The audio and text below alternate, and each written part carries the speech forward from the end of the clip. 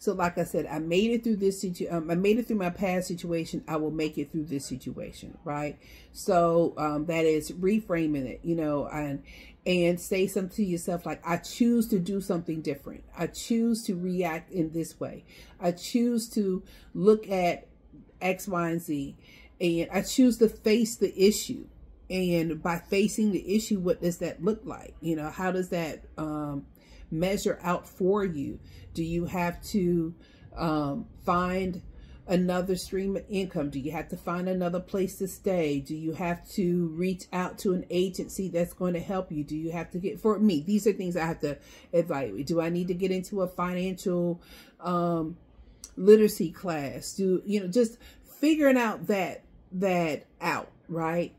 And then once you figure those things out, like, what do I need to do to plan ahead? And so if this situation, like, if this happens, then do this. If this happens, then do this. Does that make sense? So figuring out your strategy of how to manage that situation if and when that situation comes up again. You know, so if, like I said, if this happens, then you do this. If this happens, then you do that. The more you get into the habit of doing that, it then puts you in a space of being emotionally safe. And you start realizing, okay, I do have the capacity and I do have the capacity and I do have the skills to navigate myself out of this. But it does not, it will not come overnight.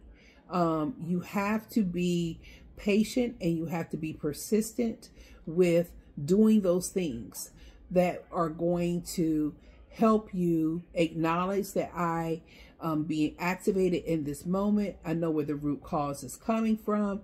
Now that I know what the root cause is coming from, what are the techniques that I put in place that are going to help calm me down and help me regulate in this space? What am I telling myself about this story, you know, and or not the story, but the situation? How am I going to change the story on it? And then what are the things that I am putting in place or I have already put in place so when this happens or that I'm able to respond? So I say that I hope this helps somebody because I am having to go through this and teach myself this because what I realized is that as a woman of faith, one of the scripture tells us, create in us a clean heart and renew a right spirit in me. And for me, what that looks like is I'm asking God, Lord, give me a clean heart, a clean slate. And what I mean by clean heart and clean slate, like wipe my heart of trauma, period, full stop, period. All trauma that I have received in my life, I'm asking God, you know, to wipe away. And when I'm asking him to wipe those things away, what I'm trying to figure out, what are those things that I can do that he has put in my path to help me with learning how to do that thing. Because I do believe that faith without works is dead. So asking him to wipe those things away, asking him to wipe those things away may just look like him teaching me the skills or putting me in contact with someone who's going to help me be able to do these things I've talked about, and eventually that trauma is gone. And so it allows me to have a clean heart so I can teach myself a new response mechanism whenever situations arise.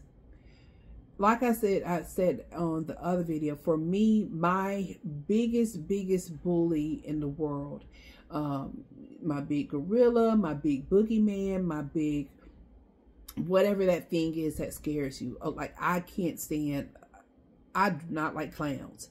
Like clowns, or I don't like anybody that dresses in any kind of like animal costumes.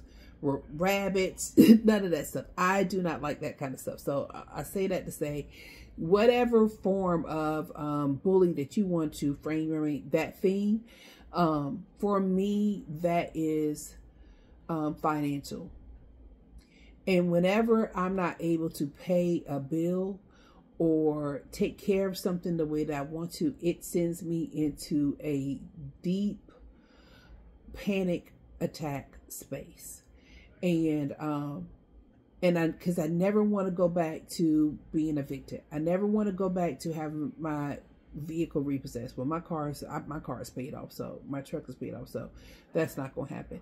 But or lights turned out, or water turned out, or phone turned off, or any of those things would then constitute me have to reach out, be like, and tell my story to somebody, and be like, oh, can you help me until I get this, that, and other. And then that starts the cycle, because you say you're going to pay on this day, and then something ends up happening. You don't have the money to get that person back. It's just a big conundrum. And so one of the things I've been doing is not only going through this process that I've shared, but I've also put myself in a financial literacy course so I can learn how to truly, truly understand money and how to manage my money and develop a budget that I can stick with on a regular basis. And when we talk about budgets, I think a lot of times we always go to the negative side of all the restrictions and everything that is keeping me from. But I'm learning to look at it from the perspective, these are all the things I will be able to do in the future, or at the end of the month, or at the end of the week. If I allow myself reframing, and these are the things that I can do, and these are the things I will do, not so much of the things that I can't do. And that's the thing. I think that says a lot for a lot of things, not just in terms of a budget, but when we are joining something or doing something, many times we talk ourselves down because we talk about all the things that we're not going to be able to do. Oh, I don't want to do a diet because I can't do this. I don't want to exercise because it's going to keep me from doing this. I don't want to be on a budget because I'm not going to be able to blah. I don't want to fill in. Oftentimes the I don't want to is connected to what we think that we're not going to be able to do, opposed to I want to do this because it's going to allow me to do this. Coming from someone who does social and social sciences and social and behavior sciences, even a person who's in that space of as a practitioner, this is so hard for people to grasp and understand because we are always in that space of negativity. But what I want to encourage you with is the same way that I'm encouraging for myself, is be patient with yourself, give grace to yourself, have empathy for yourself, because we can have all these characteristics and values when it comes to externally and when it comes to other people. But we can be extremely harsh when it comes to ourselves. And we think that we're the only person who are going through these things. Although we know in the big scheme of things, as far as the world is concerned, that other people are going through those things. That's not the story that we tell ourselves. The story that we tell ourselves is that you're the dummy and that you should have made this decision and you wouldn't be in this situation if you hadn't have done X, Y, and Z. And you wouldn't be in this situation if you would have made this decision, and blah, blah, blah, and blah, blah, blah. And you beat yourself up. And what I want to encourage you to do is stop it. Because that's the same thing I'm having to tell myself. Stop it. I can, I will, I must. I am doing da, da, da. Say these things in an affirmative way. And then that way you can start seeing progress in how you are breaking the chains of trauma and associating it with positive reinforcement, and you are able to meet your wellness goals and the journeys that you the journey that you are traveling on. I hope you have a wonderful day. I hope you found this helpful, because these are things that I am personally doing for myself as I'm going on this world wellness journey.